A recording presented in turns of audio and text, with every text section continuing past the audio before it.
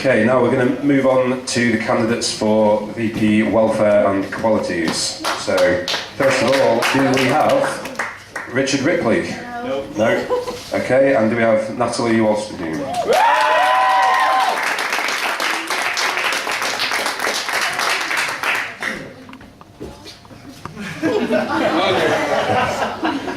First of all, then, you've got the obligatory would you rather question.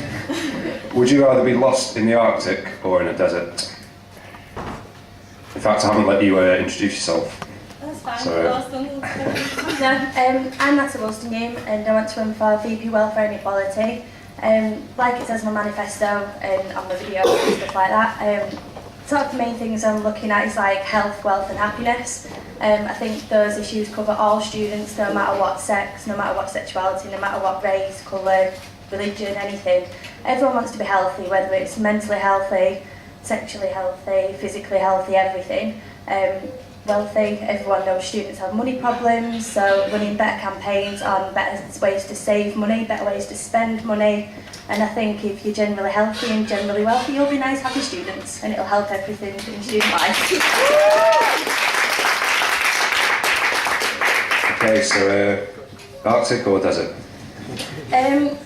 Probably the Arctic, because like if it's a cold day you can wrap up warm, but if it's a warm day it's hard to wrap up cold.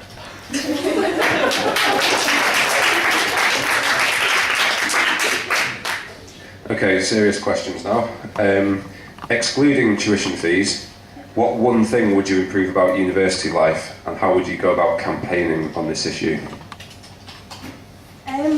Well actually sort of for me, at the start of, because I'm working on reception and stuff, and at the start of this year I was working for the meet and greet for the international students, which involved like going over to the airport, meeting them, making sure they were all sort of happy and had a nice friendly face to meet, and then sending them back to university. And we found that over half the students had informed the international office that they were coming, but we weren't involved at the SU.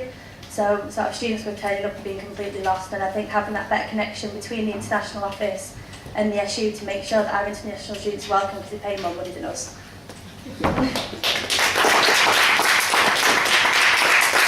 Okay, last question. How would you go about building a team of campaigners to campaign on welfare and diversity issues?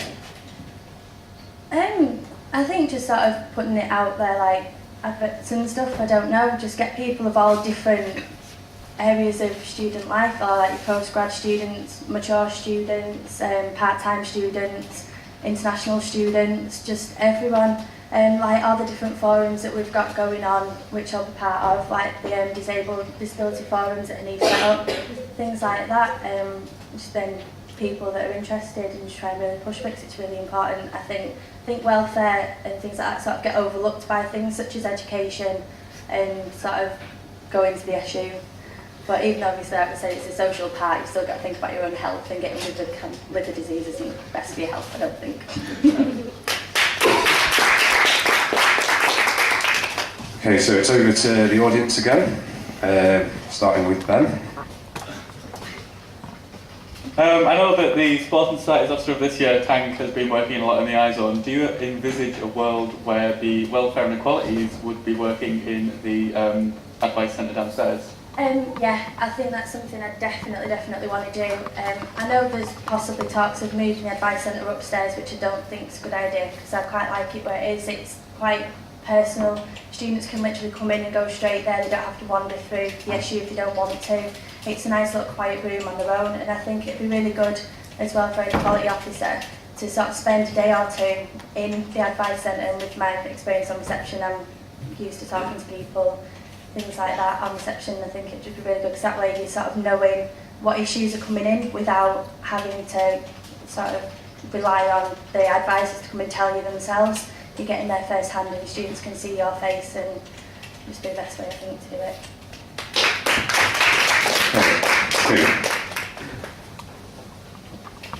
In your manifesto, you stated you would have a zero tolerance policy on racism and fashion. How do you intend to achieve this? I know there's been talks about doing sort of a love music, hate racism concept, and that's something that I'd really want to push, not necessarily like in the SU, but maybe sort of between the CAB and library as like an outdoor event that would really sort of bring the issues of racism and stuff. I think it's not just like racism. I think it's not it is the biggest issue probably, but I think like stuff with homophobia and things like recent things that happened. I think just like sort of running that sort of event, running general zero tolerance campaigns and putting information out there, having the advice centre more sort of information for people. Doesn't matter. Yeah.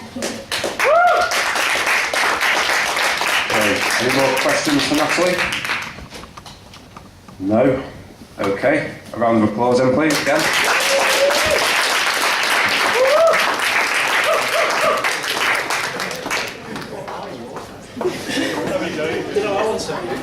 Right, the next candidates to come on stage are the VP Communication and Democracy. So, do we have Paul? Yes. Have we got Matthew Gabrielli? No. And do we have Sahil? No.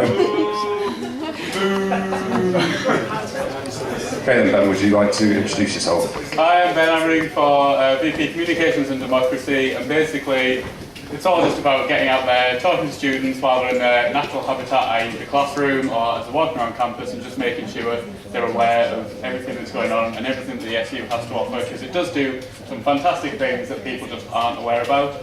Also as well, looking after the newspaper, looking after the radio station, and not saying that I'm going to enforce and say how either of them should be run, but just being there to be like a helping hand to whoever's involved and do what I can for them. Okay, so your first question actually leads on from what you were just saying. What do you see as your role in supporting Radio Hood and Huddersfield Student? Well, I think as a newspaper editor of Huddersfield Student for the past year, I know quite a lot of the ins and outs of how it all works, how it goes to print, when it goes to print, and the kind of issues that come with people submitting and deadlines and things like that. In terms of Radio Hood, I know bits and bobs about what I've learned as I've went along, but obviously I'm not an expert on radio in the slightest, so I know there's a lot of people who are there working for Radio Hood at the moment who will hopefully be there next year to provide the expertise, but again, as I said before, I can help out in any way that I can. They just need to let me know what I can do, and I'll try my best to do it.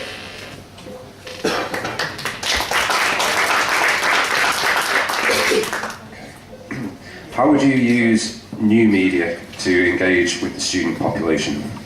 New media, I'm actually doing a dissertation on new media, so it's kind of what I'm doing. I've set up this year a Twitter account for the Huddersfield Student newspaper, I've set up a website for the Huddersfield Student newspaper, I've set up a Facebook group and accounts and things like that, so it's my area of expertise, as it were. So I think just more of the same, and obviously getting out, we do some fantastic election manifesto videos and things like that, getting them onto YouTube, getting video podcasts of people who are either working in the office or whoever gets elected next year, just to kind of increase awareness. People, particularly students, spend a lot of the time on the internet. I know I do.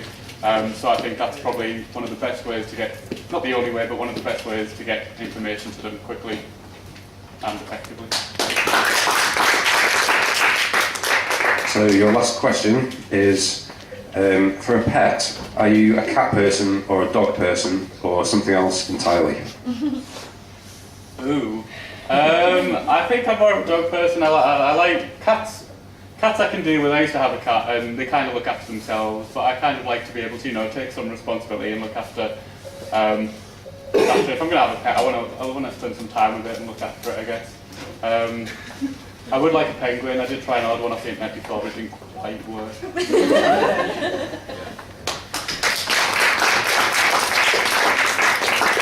Okay, so on to the 10 minutes of open questions. Has anyone got questions for Ben? Natalie?